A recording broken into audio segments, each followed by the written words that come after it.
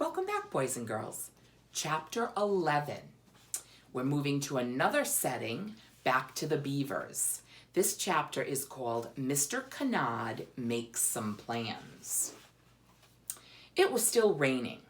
In the middle of the pond, Mr. Canard used his webbed feet to propel himself swiftly across the water with strong, steady strokes. There was something mighty fine about swimming, enough to make one fit as a fiddle. Now and again he lifted his head and let the pattering rain soak him even more. "Bless my teeth and smooth my tail," he murmured. "I do love the water." Then he thought hard as to how best to express his feelings in words that had real impact. Though it took some hard thinking, he worked it out. "The whole thing is," he decided, "it never rains, but it should do it a lot." When Mr. Canard said the phrase out loud, biting off the last T with his large orange teeth, he enjoyed it so much he repeated it to himself. "It never rains, but it should do it a lot. A lot. I must use that," he told himself. "Perhaps during the next company meeting, they would appreciate it. They really would."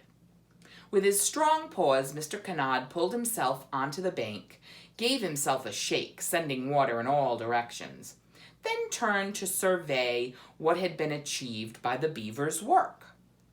In the little valley through which the brook had flowed, there had been, in Mr. Canard's mind, a dull, dreary landscape, with little to behold but a piddling stream without power or grandeur. It had no depth. Its banks were wasteful in their simple, sloping nature, while the water itself had no texture or color. One could see through it.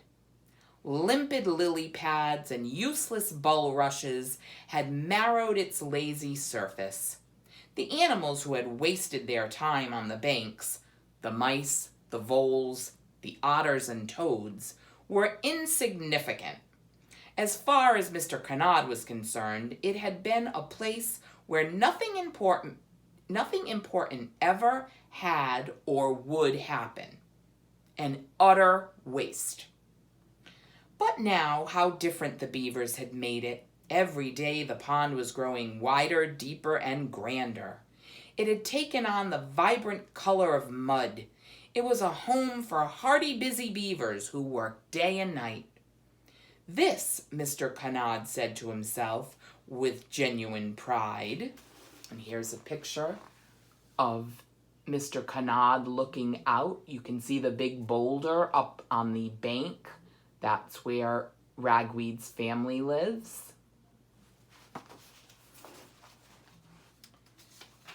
"This," Mr. Canard said to himself with genuine pride, "is progress." The portly beaver felt so good about it, he spelled the words out, letter by letter. Progress. And yet, Mr. Canard had to confess he was not fully satisfied. No, he was not. What he and his company had created was, he had to admit, merely a pond. Mind, he told himself, there was nothing wrong with a pond. A beaver who built a good pond had every reason to be pleased with himself. Yet even the word pond suggested smallness, a compactness of size which might be good enough for some, but not for the likes of Castor P. Canard and Company. Not only could they do better, they should do better. As Mr. Canard saw things, it was not a pond that was needed, but a lake. The beaver cast his keen engineer's eye over the little valley. To achieve a lake, they needed to build another dam higher up. As he surveyed the little valley, he noticed a boulder perched on a hill. A large boulder. It was embedded in an outcropping of earth and stone. Flowers and shrubs shaded it.